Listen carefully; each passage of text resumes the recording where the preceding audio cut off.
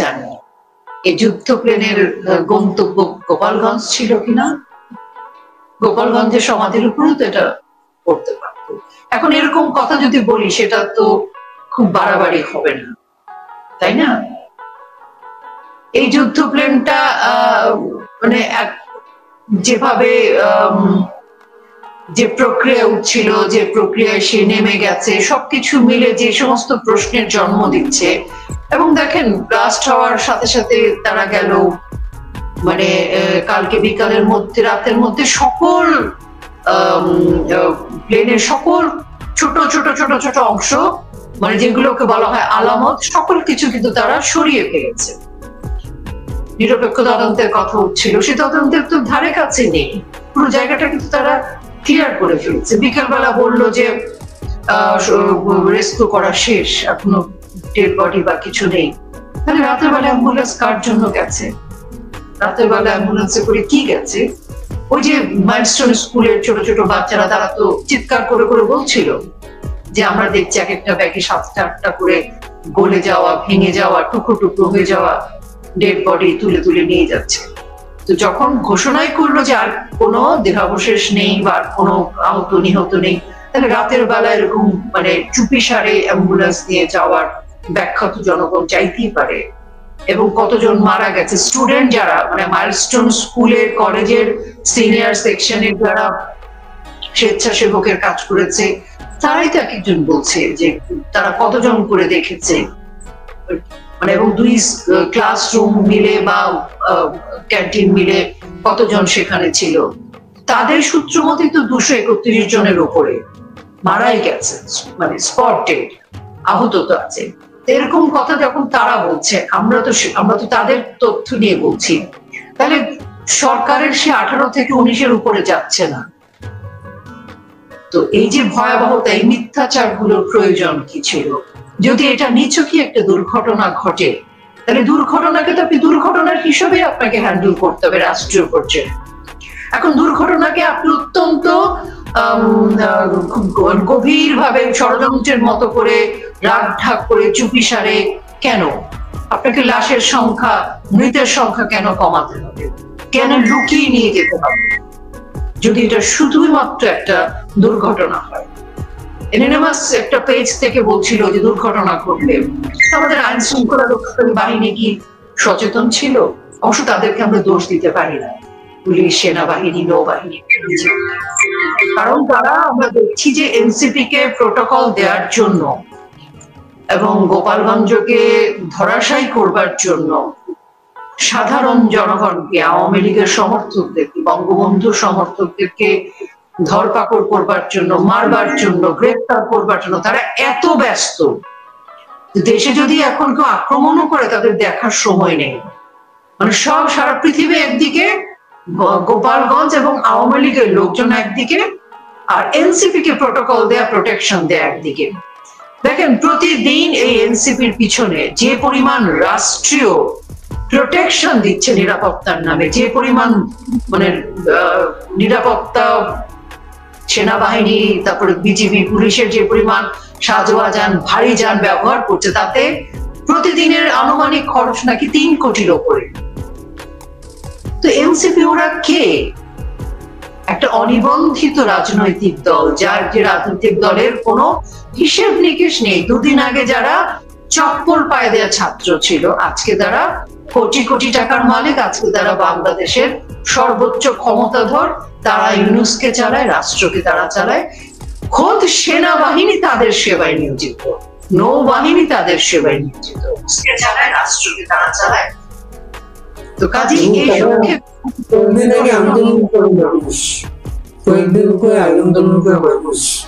তারা এর মাঝে তাদের ভাষাটা তারা কঠোর হস্তে দমন করবে।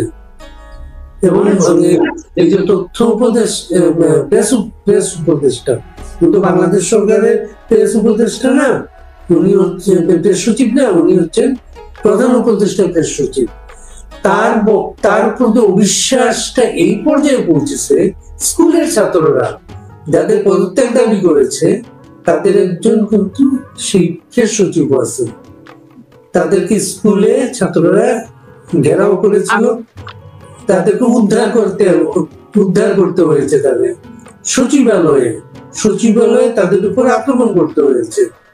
রাত 3টায় এইচএসসি পরীক্ষা স্থগিত, 3টায় এই দিনের বেলায় ঘটনা ঘটলো, আর এসএসসি সিদ্ধান্ত রাত 3টা বাজলো। সেটা খুবই এমন অবস্থা, দেশটা কি সাজানো একটা দেশ, সরকার একটা দেশ। দেখেন, শিক্ষা উপদেষ্টা নাকি বলেছেন যে মাইলস্টোনের ঘটনার সাথে পরীক্ষার কি সম্পর্ক। মানে এদের হয়েছে কি, এরা তো আসলে বাংলাদেশের মানুষকে কখনো নিজের মনে করে, আর ক্ষমতায় যেভাবে এসেছে কাজেই মানে ওই যে বলে না যে মেটিকুলাসলি ডিজাইন করা পরিকল্পনা, সেখানে তো লাশের পরিকল্পনা ছিল। তো সে কারণে মানুষ হচ্ছে তাদের কাছে লাশ, মানুষ হচ্ছে সিঁড়ি, মানুষকে সিঁড়ি হিসেবে ব্যবহার করেছে। ছাত্রছাত্রীদের সরকার না এটা, ইউনূস তো এসে বলেছিল যে আমাকে ছাত্ররা নিয়োগ দিয়েছে। তো আজকে ছাত্রদের সরকার, ছাত্রদের উপরে যেভাবে সচিবালয়ের সামনে আমরা আর্মি এবং সেনা পুলিশের যেভাবে বেধড়ক গুলি এবং বেধড়ক পিটানো দৃশ্য দেখলাম, আমরা শুনতে পাচ্ছি যে 2 থেকে 3 জন মারা গেছে গুলিতে, আহত প্রায় 1/2 তো ছাত্রছাত্রীদের নিয়োগ করা সরকার। ইউনূস সাহেব তো বলেছিল ছাত্রছাত্রীদের নিয়োগ। তা আমি তো বলি আসলে ইউনূস হচ্ছে গণহত্যাকারী, মবের জনক। তো তার কাছে আসলে ছাত্রছাত্রী বাঙালিরা কেউ কিছু না, সে প্রত্যেকটা মানুষকে মাথা পিছু ক্ষুদ্র ঋণের একটা বস্তু হিসেবে দেখে, কিংবা তার ক্ষমতায় যাওয়ার জন্য একটা করে সিঁড়ি। এবং উপদেষ্টাদের মধ্যে আপনি দেখেন, সে শিক্ষা উপদেষ্টার পরীক্ষা স্থগিতের ঘোষণা দেয় হচ্ছে আরেক উপদেষ্টা। এবং সেনাবাহিনী যে আজকে দেখেন এতগুলো বাচ্চা মারা গেল, এতগুলো বাচ্চা আহত, বিদেশ থেকে ডাক্তার নিয়ে আসবে, এগুলো একটা ইত্রামি আসলে, সরি ফর মাই ল্যাঙ্গুয়েজ। বিদেশ থেকে ডাক্তার আনার যে সময়, কালক্ষেপণ, এই বাচ্চাগুলো কিন্তু এখনই চিকিৎসা দরকার। বাংলাদেশে এই সাবকন্টিনেন্টের সবচেয়ে বিশেষজ্ঞ একজন ডাক্তার আছেন, বার্ন ইনস্টিটিউট তো আমাদের বঙ্গবন্ধু কন্যা করে দিয়ে গেছে, ডক্টর সামন্তলাল। তার মতো একজন বিশেষজ্ঞ ডাক্তারকে কারাগারে আটকে রেখেছে। তাকে কি ছাত্রছাত্রীদের জন্য, ছাত্রছাত্রীদের দিকে তাকিয়ে তাকে প্যারোলে হলেও তো নিয়ে আসা যায় হাসপাতালে, সেটাও করবে না, কারণ ছাত্রছাত্রীদের দরকার নেই।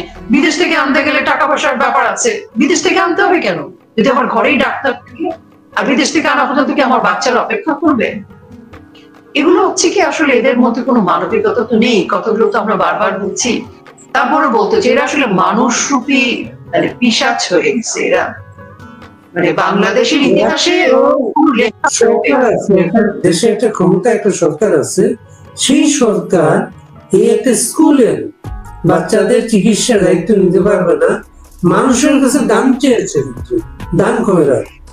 হ্যাঁ, আমি মানে এটা তো আজকে, এবং তারপর সে যখন সবাই সমালোচনা করছিল টেক্সটটা ডিলিট করে দিয়েছে। ব্যাপারটা এরকম আর কি যে একটা কিশোরী তার কাউকে একটা মেসেজ পাঠিয়ে দিল, তারপর আবার লজ্জা ডিলিট করে দিল। এগুলো হচ্ছে কি জানেন, এগুলো হচ্ছে শয়তানি। ত্রাণের টাকা তো আমরা আজ পর্যন্ত কোনো হিসাব পেলাম না। সার্ভিসটা যখন ফেনীতে গেছে, ফেনী সাংবাদিকরা প্রশ্ন করেছে যে ত্রাণের টাকাটা কই ভাই? ফেনীতে তো বন্যা এখনো চলছে, তো সার্ভিসটা ওখানে বেশ হুমকি ধামকি ধমক টমক দিয়ে মোটামুটি ওই সাংবাদিককে থামিয়ে দিয়ে আসছে। আজকে ত্রাণের টাকা কোথায়? এখন আবার এই যে বাচ্চাদের এই যে মাইলস্টোন স্কুলকে কেন্দ্র করে এই আহত নিহতদের চিকিৎসার জন্য তাকে ভিক্ষা করতে হবে, আবার ফান্ড জোগাড় করতে হবে। কেন রে ভাই? ইসরায়েলে যখন তুমি ফান্ড দিছো তখন বাংলাদেশের বাচ্চাদেরকে ফান্ড দিতে পারো না কেন?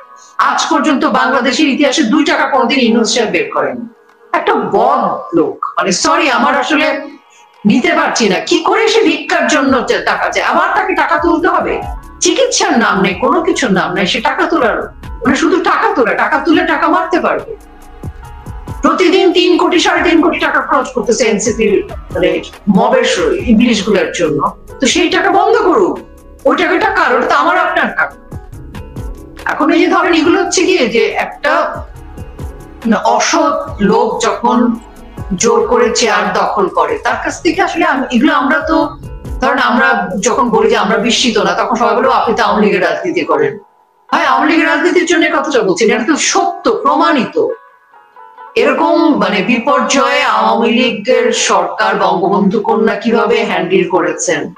2014 সালে যখন বিএনপি জামাত মিলে আগুন সন্ত্রাস করেছে, প্রত্যেকটা বাসে পেট্রোল বোমা দিয়ে পুড়িয়ে ফেলেছে, তখন তো অগণিত হাজার হাজার আগুন সন্ত্রাসে পুড়ে গেছে মানুষ। তো সেটাকে সামাল দিয়েছিলেন না বঙ্গবন্ধু কন্যা, এবং এই ডাক্তারদেরকে নিয়ে এই বার্ন ইনস্টিটিউট উনি প্রতিষ্ঠা করে বহু বহু বিপর্যয় তিনি সামাল দিয়েছেন। নিজে চলে গেছেন, জড়িয়ে ধরেছেন, সারাক্ষণ নজরদারি করেছেন, বোঝা যায় ওনাকে দেখলে। ওনাকে তার এমনি এমনি মাদার অফ হিউম্যানিটি বলেন। ইউনূস কেন পারে না এসব? ইউনূসের সকল মায়া মমতা হচ্ছে এনসিপির কতগুলো জঙ্গি সন্ত্রাসীকে, কারণ তারা তাকে চেয়ারে রাখবে। এনসিপিরা তো তাকে চেয়ারে রেখেছে, রাখবে, জামাত তাকে চেয়ারে রাখবে। এই তো এখন হয় কি, আমরা দুর্ভাগা জাতি, যে আওয়ামী লীগকে ভালো লাগেনি, আওয়ামী লীগকে হটাও, আওয়ামী লীগকে সরাও, বঙ্গবন্ধুকে ভালো লাগেনি, যে কিছু মির্জাফর গাদ্দাররা যে জুলাইতে সাধারণ মানুষের প্রতারিত করেছিল সে আবেগকে। আজকে কি হয়েছে? আওয়ামী লীগ ভালো লাগে না, এই বঙ্গবন্ধু কন্যাকে ভালো লাগে না। আজকে তো ফ্রাঙ্কেনস্টাইন আসছে। আজকে বাংলাদেশের অবস্থাটা কোথায় হয়েছে, কি অবস্থা? আজকে যখন ছাত্রছাত্রীদেরকে, আজকে তো সচিবালয়ের সামনে স্ট্রেট গুলি করছিল, আজকে যেভাবে পিটিয়েছে, এরকম পিটানো দেখে তো তখন তো আমাদের সব শিক্ষক সুশীলদের আসমানের আরশ কেঁপে উঠছিল। আমাদের অভিনেতারা বলছিল যে রাতে শান্তিতে ঘুমাতে পারে না। আমাদের অভিনেত্রী বলেছিলেন এটা আমার দেশ, আমরা এই দেশের থাকবো, সংস্কার করবে। এখন ওরা কথা বলে না তো। এই যে মির্জাফরে ঘুরে গেছে দেশটা। আর ইয়াহিয়া খান ওই 1971 সালে লারকানে পাখি শিকার করতে গিয়ে রাজাকার আলবদর আল শামস বানিয়ে দিয়ে গিয়েছিল। ওই রাজাকার আলবদর আল শামসের নাতি পুতিরাই বাংলাদেশটাকে ধ্বংস করছে। আপনি দেখেন গত জুলাইতে ওরা স্লোগান দিয়েছে তুমি কে আমি কে, রাজাকার রাজাকার। এই জুলাইতে কি স্লোগান দিয়েছে? তুমি কে আমি কে, জঙ্গি জঙ্গি। তারপর আবার কি বলো, তার দাদা না বাবা রাজাকার, এরকম একটা কিছু স্লোগান। এখন তো স্লোগান তো স্ল্যাং হয়ে গেছে, যে জায়গায় চলে যাচ্ছে। তো বাংলাদেশটা কোথায় গেছে? আমাদের এই যে কোমলমতি শিক্ষার্থী, শিশুরা, তরুণরা, কিশোররা, তাদের মানসিকতাটা, তাদের আবেগের জায়গাগুলো দেখে নষ্ট হয়ে গেছে। এই যে বঙ্গবন্ধু কন্যার সময় তিনি তো সবাইকে কথা বলতে দিয়েছিলেন। আজকে দেখেন, আজকে এই যে ছোট ছোট বাচ্চাদেরকে পর্যন্ত পিটাচ্ছে। এবং এত বড় একটা দুর্ঘটনা ঘটলো মাইলস্টোন স্কুল কলেজে। শিক্ষক এবং ছাত্ররা যখন বিভিন্ন টেলিভিশনে আহত নিহতের সংখ্যা বলেছেন, সে বলল কেন? সে কারণে ওই স্কুলের টিচার ছাত্রদেরকে সেনাবাহিনীর লোকজন ওইরকম একটা সিচুয়েশনে বেধড়ক পিটান। আপনি এই সেনাবাহিনীকে কি বলবেন? এই সেনাবাহিনীকে আপনি কি করে বিশ্বাস করবেন যে ওরা প্রশিক্ষণের জন্য আসলে যুদ্ধ বিমানটি পাঠিয়েছিল? এই সেনাবাহিনীকে তো বিশ্বাস করা যায় না। এখন ধরেন অনেকেই হয়তো বলবেন যে এত অবিশ্বাস করা কি ঠিক? কারণ মানুষ তো আশরাফুল মাখলুকাত, বিশ্বাস না করলে আমার ঈমান চলে যাবে, যেহেতু আমি ধর্মে বিশ্বাস করি। আবার এটাও তো আছে, বিশ্বাসী মিলায় বস্তু তর্কে বহুদূর। এখন আপনি সিচুয়েশন দেখে তো বলবেন। কনস্পিরেসি থিওরি কি? আপনি তো অবস্থা দেখে আপনি ব্যাখ্যা বিশ্লেষণ করবেন। আমাকে যে প্রশ্নগুলো তারা দিচ্ছে, কেন ছাত্রদেরকে বেশি দিন, কেন টিচারদের গায়ে হাত তুলবে? যদি হতাহতের সংখ্যাটা যদি 250, 300, 500 হয়, সমস্যা কোথায় সেনাবাহিনী? যদি এটা একদমই একটা দুর্ঘটনা ঘটে, তাহলে তো কোনো সমস্যা নেই। তার মানে যদি এটা দুর্ঘটনা না, সে কারণেই তাদের এত সমস্যা। দুর্ঘটনাটা না বলে এখন আমার কেউ গোপালগঞ্জটা দৃশ্যপট থেকে হঠাৎ করে আউট, কিন্তু এই ঘটনাটাই এই ঘটনাটা আড়াল করার জন্য জানি না আবার কোন ঘটনা আসছে সামনে। একটা তো ঘটনা বটেই, গোপালগঞ্জকে আড়াল করতে চায়। আড়াল করতে চায় মানে অন্য আলোচনাটাকে সামনে নিয়ে আসতে চায়, সেটা আমাদের মনে হচ্ছে। তবে তাদের কিন্তু পরিকল্পনা থেকে গোপালগঞ্জ সরে যায়, তারা কিন্তু আরো কঠিন পরিকল্পনা হচ্ছে। তারা গোপালগঞ্জে একটা নির্দিষ্ট সময়ের পরে গোপালগঞ্জের যত সাপোর্ট আছে, নাগরিক সাপোর্ট, একজন বাংলাদেশের নাগরিক যে বিদ্যুৎ, পানি, গ্যাস, অন্যান্য যে সুযোগ সুবিধা, সেগুলো বন্ধ করে দিবে। গোপালগঞ্জকে একটা অবরুদ্ধ জায়গায় পরিণত করে কিন্তু আরো স্টিম রোলার চালাবে। এখনো তো প্রতিদিন কিন্তু সেটা চলছে, এখনো বাড়ি বাড়ি গিয়ে তল্লাশি চলছে। আমাদের তো যোগাযোগ হয় যাদের সাথে, আমরা যখন শুনি তখন অপরাধী লাগে, আমরা কিছু করতে পারছি না। গোপালগঞ্জে এখনো নির্যাতন চলছে, এবং গোপালগঞ্জে তারা যে একটা কিছু করবে, যেটা তারা সাকসেসফুল হয়নি সেদিন, সেটা তারা করবে। তাদের ফরাসি যে একজন পীর আছে, ফরাসি পীর, তাদেরকে যা যা ডিরেকশন দিচ্ছে সেগুলো তারা করবে, এবং কঠিন হস্তে গোপালগঞ্জকে তারা, নাসিরউদ্দিন পাটোয়ারি, হাসনাত সার্জিস, তারা তো গোপালগঞ্জকে সরিয়ে দেবে ইতিহাস থেকে, টুকরো টুকরো করে দেবে। এবং সেটা যে তারা করতে পারে, এটা কিন্তু জাতি এখন বিশ্বাস করে যে তাদের পক্ষে গোপালগঞ্জকে মিশিয়ে দেওয়া সম্ভব। কিন্তু এখানে একটা কিন্তু আছে ভাই, গোপালগঞ্জকে তারা মিশিয়ে দিতে পারে, তাদের এই ক্ষমতা এখন আছে, যেহেতু সেনাবাহিনী, বিমান বাহিনী, নৌবাহিনী, বিজিবি, পুলিশ সব তাদের পক্ষে সম্ভব। জঙ্গি সন্ত্রাসীও তাদের কাছে প্রচুর অস্ত্র আছে। কিন্তু গোপালগঞ্জে কি আছে? গোপালগঞ্জে বঙ্গবন্ধুর আদর্শ আছে, এবং বঙ্গবন্ধুর আদর্শ সারা বাংলাদেশে ছড়িয়ে ছিটিয়ে আছে। এবং এই গোপালগঞ্জের যে আদর্শের যে শক্তি, এটা শুধু গোপালগঞ্জ বা বাংলাদেশ না, সারা বিশ্বে যত বাঙালি আছেন তাদের হৃদয়ে আছে। তো গোপালগঞ্জের যে শক্তি, আমার মনে হয় না যে তাদের এত, মানে তারা যত বড়, মানে এখন যদি এয়ার স্ট্রাইক করে ডিফারেন্ট, গোপালগঞ্জের যে জনগণের যে জোয়ার, সেই জোয়ার কিন্তু গোপালগঞ্জ থেকে শুরু করে সারা বাংলাদেশে ছড়িয়ে গেছে। ওরা কোথাও, আপনি দেখেন গোপালগঞ্জের পাশাপাশি অন্য কোথাও কি কোনো সমাবেশ করতে পেরেছে সাকসেসফুলি?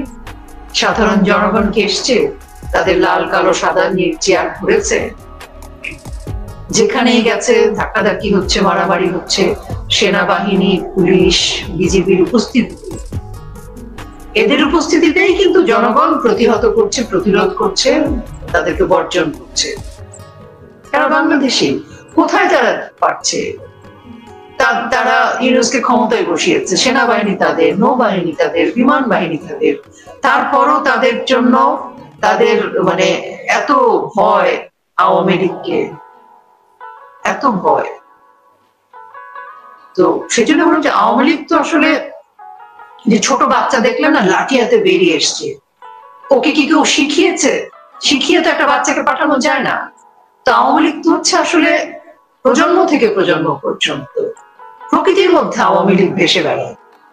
প্রকৃতির একটা বিচার আছে না, প্রকৃতিরও কিন্তু একটা কি বলে, প্রকৃতির একটা সাড়া আছে। প্রকৃতি কিন্তু, আপনি গাছের সামনে দাঁড়ালে আপনি মনে হয় না যে, আমার মনে হয় যে আমি যদি কোনো সত্য কথা বলি, আমার মনে গাছটা আমাকে সেটার একটা সাড়া দিচ্ছে, মিথ্যা বললেও মনে হয় গাছটা আমাকে মিথ্যা দিচ্ছে। কিন্তু প্রকৃতির কাছে মানুষকে কিন্তু অপরাধ করলে পরাজিত হতে হয়, প্রকৃতির একটা পানিশমেন্ট আছে। তো বঙ্গবন্ধুতে বাংলার আকাশে বাতাসে ছড়িয়ে ছিটিয়ে আছে, মুক্তিযোদ্ধাদের রক্ত সারা বাংলাদেশের মাটিতে। এই কতগুলো রাজাকার, আলবদর, আল শামস 1971 সালে লারকানে বসে ISIR ইয়াহিয়া খান তৈরি করে দিল, তারা আমাদের উপরে কি করছে? তারা আসলে মানে 1971 পরবর্তী সময় বঙ্গবন্ধু স্বদেশে প্রত্যাবর্তনের পর থেকে শুরু করে আমাদের আগের যারা ছিলেন তারা হয়তো এত কঠিন করে ভাবেনি। সে কারণে 75 সালে বঙ্গবন্ধুকে সপরিবারে প্রাণ দিতে হয়েছে। এবং বঙ্গবন্ধুর হত্যার পরবর্তী সময় কিন্তু আমরা দেখেছি এই জামাত ইসলাম থেকে শুরু করে এরা কিন্তু পুনর্বাসিত হচ্ছে, এবং বাংলাদেশ জঙ্গিদের কিন্তু অভয়ারণ্য হচ্ছে। বঙ্গবন্ধুকে তাদের ভয় ছিল, বঙ্গবন্ধুকে ইয়াহিয়া খানও ভয়, বঙ্গবন্ধুকে এই জন্য মেরে ফেলতে হয়েছে, তাদের নির্বংশ করতে চেয়েছিল বঙ্গবন্ধু।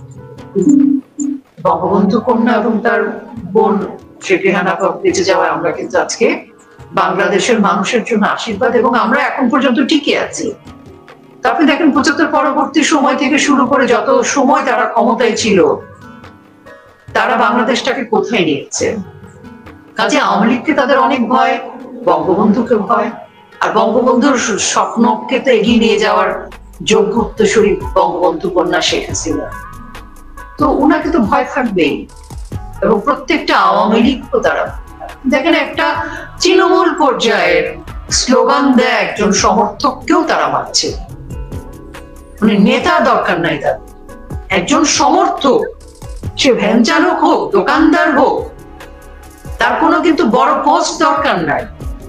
একজন সাধারণ তৃণমূলের সমর্থক জয় বাংলা স্লোগান দিচ্ছে, বঙ্গবন্ধুর কথা বলছে, গোপালগঞ্জের শীত দ্বারা উঁচু করে সে দাঁড়িয়েছে পথ রোধ করে, সে অপরাধী, তাকেও ভয় পাচ্ছে। এই ভয়ের রাজত্ব তারা যেভাবে আজকে দেখেন, ছাত্ররা যেভাবে জেগেছে, ১, ২, ৩, ৪ ইউনিভার্সিটির গতি ছাড়, এই কথাটা তো বেরিয়ে গেছে ছাত্রদের মুখ থেকে। তো ১, ২, ৩, ৪ ইউনিভার্সিটির গতি ছাড় যখন কথাটা বেরিয়ে গেছে, তো ওই যে একটা কথা আছে না, তীর যদি ধনুক থেকে বেরিয়ে যায়, তীর আর ফেরত আসে না।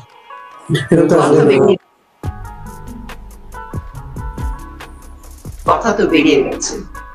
আপনার কথা সূত্র ধরে একজন লিখেছেন, ড্রোন দিয়ে লেজার শো আর গ্রাফিতি করতে কোটি কোটি টাকা খরচ করতে পারে, তখন টাকার অভাব হয় না। একদম ঠিক কথা, একদম। এবং জুলাই ফাউন্ডেশনের নামে তারা যে পরিমাণ ৯/৬ করেছে, স্বেচ্ছাচারিতা করেছে, তাদের কাছ থেকে জাতি আসলে কিছু আশা করে না। আর সত্যি কথা বলতে কি, জাতি, ছাত্র জনতা, আপামর জনসাধারণ এখন খুব স্পষ্ট করে জানেন বাংলাদেশের পরিণতি কি হয়েছে, সেই পরিণতিতে তাদের কতটুকু অংশগ্রহণ ছিল। যারা সেই সময় স্বতঃস্ফূর্তভাবে আবেগতাড়িত হয়ে রাস্তায় নেমেছিল, সমর্থন করেছিল, তারা কিন্তু প্রকাশ করছে যে আমরা লজ্জিত, আমরা ভুল ট্রেনে উঠে গিয়েছিলাম। এই সংখ্যাটা কিন্তু এখন অনেক। এবং সাধারণ মানুষ, খেটে খাওয়া মানুষ, শান্তিপ্রিয় মানুষ, তারা আর ইউনূসকে চায় না, এই মব বাহিনীকে চায় না, হাসনাতকে চায় না, সার্জিসের চিৎকার চেঁচামেচি চায় না। ওরা কে? আমাদেরকে ধমকাবে। বাঙালি জাতি ৫২-র ইতিহাসের জাতি বাঙালি। ১৯৭১ সালে পশ্চিম পাকিস্তানকে হারিয়ে বাঙালি জাতি স্বাধীনতা অর্জন করেছে। সেই সার্জিস, হাসনাত আর নাহিদদের চোখ রাঙানি শোনার জন্য? আমার বাড়িতে ৩ জন মুক্তিযোদ্ধা, আমার বাবা বেঁচে নেই, আমার ২ চাচা মুক্তিযোদ্ধা, বাংলাদেশের ঘরে ঘরে মুক্তিযোদ্ধা, তা আমাদেরকে চোখ রাঙাবে? আওয়ামী লীগ করি বা না করি, তারপরও তো সহ্য করতাম না। তো কেন সহ্য করবে বাংলাদেশের মানুষ? করবে না। আজকে মাইলস্টোনের একজন শিক্ষার্থীর মা কিন্তু ২ উপদেষ্টাকে অনেক কড়া জবাব দিয়েছে। সেই মা তো আওয়ামী লীগের কোনো রাজনীতি করে না। সেই মা আমার মনে হয় না মানে রাজনৈতিক পরিমণ্ডল বা টক শো বা কোনো বিশেষ কিছু, উনি একজন মা, বাংলাদেশের একজন মা, উনি তো কড়া জবাব দিয়ে প্রশ্ন করেছেন। তো বাঙালি হচ্ছে সেরকম একটা চরিত্রের। বাঙালি যখন সময় আসে ঘুরে দাঁড়ায়, সে ঘুরে দাঁড়ানোর জন্য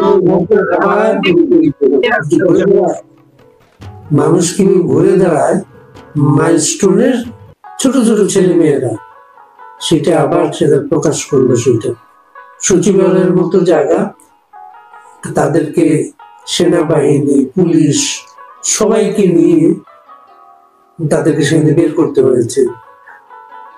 ৮০ বেশি ছিল। দুর্ভাগ্য বাংলাদেশটা শান্তি খুঁজেছিল, শান্তি আসলো না। নতুন বন্দোবস্তের কথা বলেছে। এরা বাংলাদেশের শান্তি হরণ করেছে। এরা কি কি করেছে? একজন সাধারণ মানুষ হিসেবে দেখেন কত ভয়ঙ্কর কাজ। মানে আমাদের শান্তি নষ্ট করেছে। আমাদের যে সারা পৃথিবীতে ভাবমূর্তি, সেটা নষ্ট করেছে। আগে কিন্তু বাংলাদেশি হিসেবে গর্ব করে আমাদের পাসপোর্ট নিয়ে দাঁড়াতে পারতাম। এখন সেই গর্ব কোথায়? ভিসা বাতিল হচ্ছে, ইমিগ্রেশন থেকে ধাক্কা দিয়ে বের করে দিচ্ছে, তা আমাদের ভাবমূর্তি নষ্ট করেছে। এবং বাংলাদেশ কিন্তু হিন্দু, বৌদ্ধ, খ্রিস্টান, মুসলমান সবাই মিলে কিন্তু একটা চমৎকার ভাবেই জীবনযাপন করতে পেরেছে। আমরা কিন্তু কখনো সমস্যা হয়নি। ছোটখাটো বিচ্ছিন্ন ঘটনা ঘটবে, সব দেশেই ঘটে, কিন্তু 5 আগস্ট পরবর্তীতে আমরা কি দেখছি, মানে ব্যাপারটা এরকম যে দেশে কোনো সনাতনী থাকবে না, একটা লাইন করে দিল বাংলাদেশে। এবং সেটা কি করলো, যে ধর্মের নাম। বাংলাদেশে তো ধর্ম চর্চার জায়গাটা সেরকম না। ওরা বাংলাদেশের ধর্মটাকে একটা বিকৃতি ইসলাম হিসেবে প্রচার করছে। ইসলাম ধর্মটা তো এরকম না। ওরা আমাদের ধর্ম কেড়ে নিয়েছে, ওরা আমাদের ভাবমূর্তি কেড়ে নিয়েছে, আমাদের শান্তি কেড়ে নিয়েছে, আমাদের বাচ্চাদের শিক্ষা, বাচ্চাদের ভবিষ্যৎ কেড়ে নিয়েছে। আমি রাজনীতির কথা বাদই দিলাম, এগুলো তো আমাদের, এটা তো কেড়ে নিতে পারে না। ওরা আমাদেরকে জোর করে চাপিয়ে দিতে পারে না। আমি একজন নারী হিসেবে আমরা বাংলাদেশে যে ক্ষমতায়িত জীবনযাপন করতে পেরেছে, আমাদের যে জীবনযাপনের ক্ষেত্রে আমাদের নারীর যে এখন নারীরা যে পরিমাণ চাকরিজীবী হতে পেরেছে, যে সমস্ত জায়গায় নারীরা কাজ করেছে সাহসের সাথে, যোগ্যতার সাথে, সেখানে নারীদের অবস্থান কোথায়?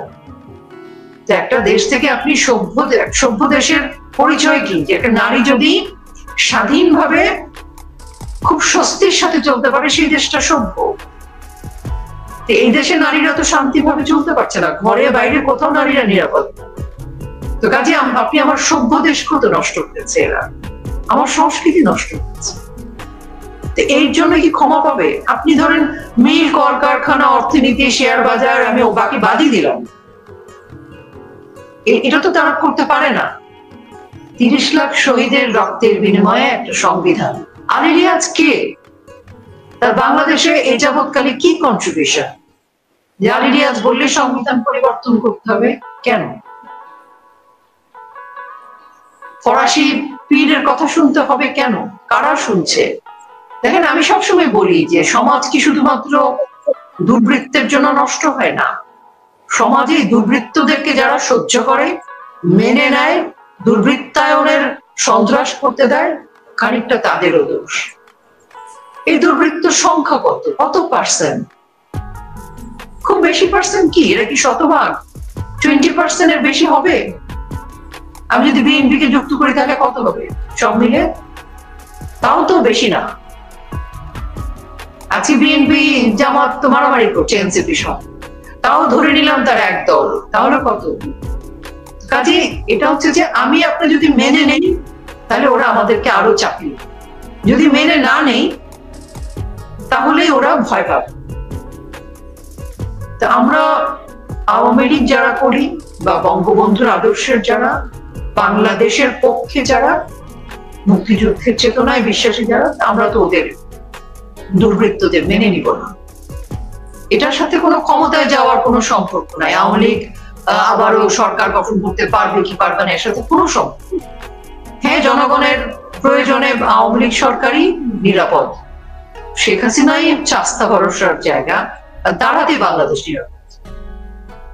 কিন্তু মানুষের যে ইন্ডিভিজুয়াল লড়াইটা, সেটা তো শুধুমাত্র রাজনৈতিক বা ক্ষমতায় যাওয়ার লড়াই না। একটা সাধারণ মানুষের লড়াই কি প্রধানমন্ত্রী হওয়ার বা এমপি হওয়ার না, তার তো নিজের জীবনের, তার সন্তানের, তার ভবিষ্যতের, তার অস্তিত্বে। তো সেই জায়গায় যখন আঘাত করে ফেলেছে, তো আমি মনে করি যে 11 মাস অতিবাহিত হয়েছে, খুব বেশি সময় লাগেনি। আমরা তো এ ধরনের তারা তো অনেক সময় লাগে, অল্প সময় জনগণ বুঝে গেছে যে কার আসল চেহারা কি, এবং সারা পৃথিবীর মানুষ দেখছে, উদ্বেগ প্রকাশ করছে। জনগণ এবং দেশ বড় চরম মূল্য দিয়ে বুঝতে হলো তাদেরকে, চরম মূল্য, চরম চরম। পৃথিবীর ইতিহাসে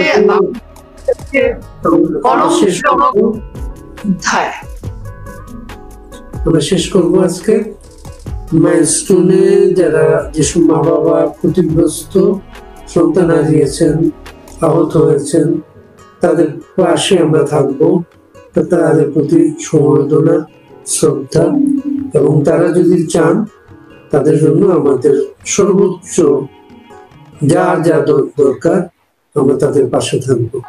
আপনি ভালো থাকবেন বলকে বলছি, আবার আমরা কথা বলবো। যে অনেক ধন্যবাদ।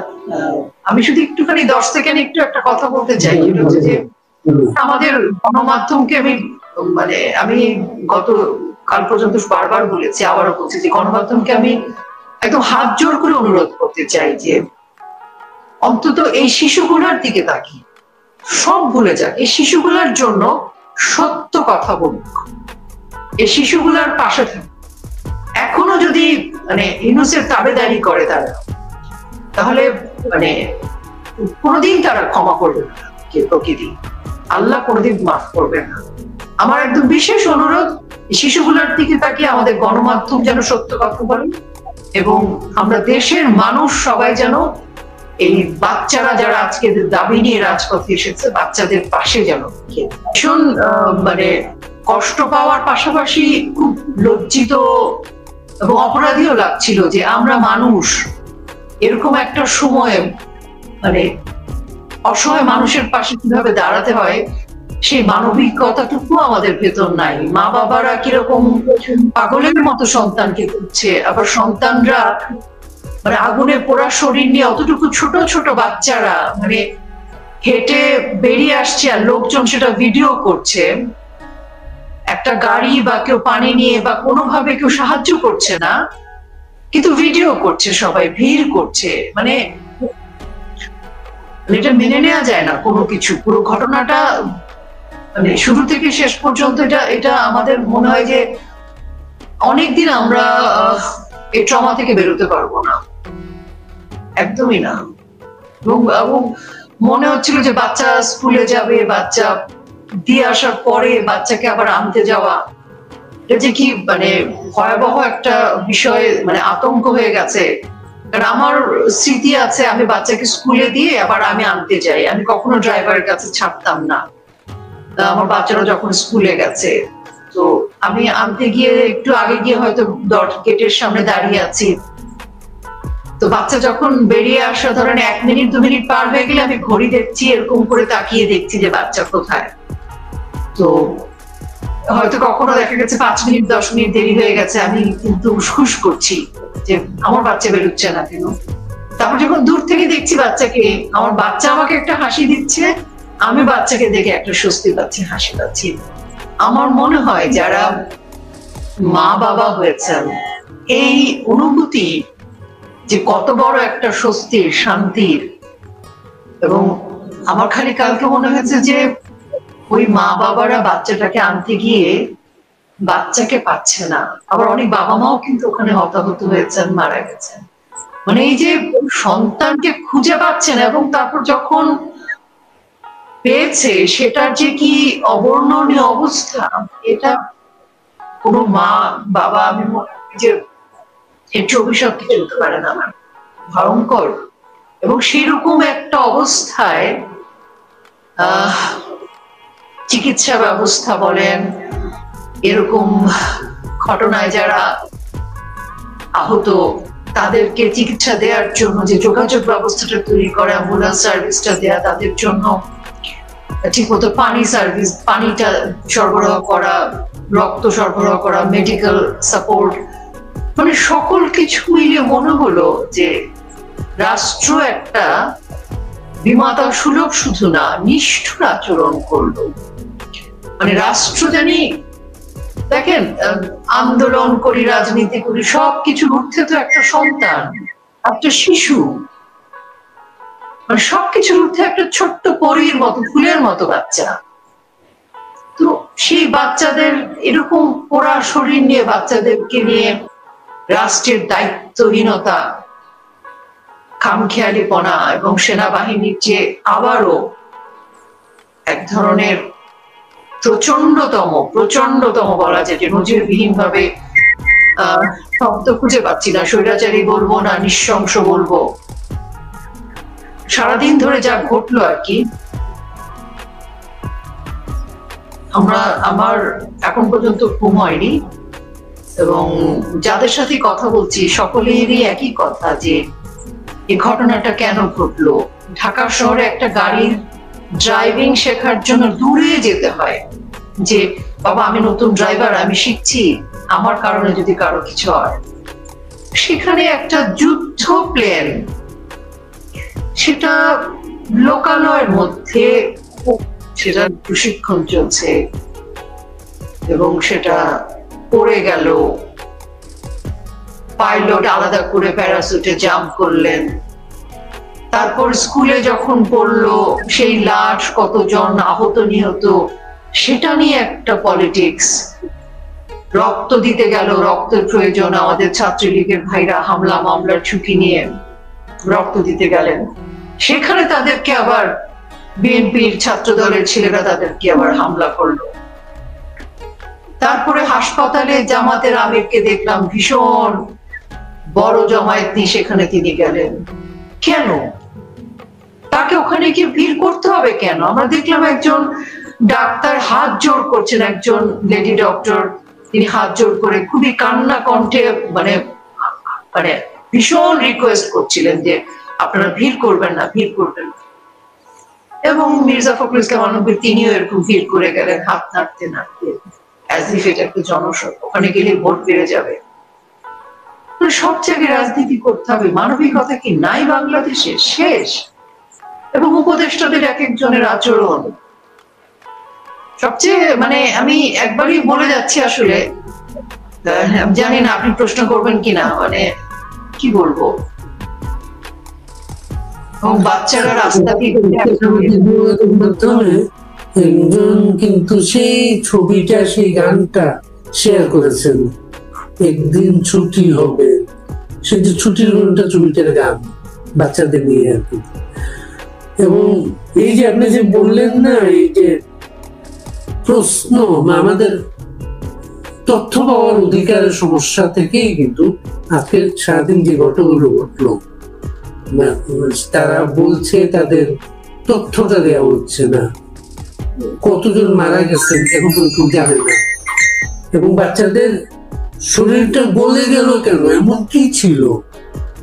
অনেক অনেক অভিভাবক বলছেন তার বাচ্চার শরীরটা গলে গেছে। অনেক প্রশ্নের জন্ম দিয়েছে। আপনি বাচ্চাদের কষ্ট, বাচ্চাদের অবর্ণনীয় পুড়ে যাওয়া দৃশ্য আমরা যদি মানে মানবিক জায়গা, মায়ের দৃষ্টিতে দেখি, এরপরও কিন্তু কথা আছে। তো আমরা দেখছিলাম গোপালগঞ্জকে ঘিরে ফেলেছে।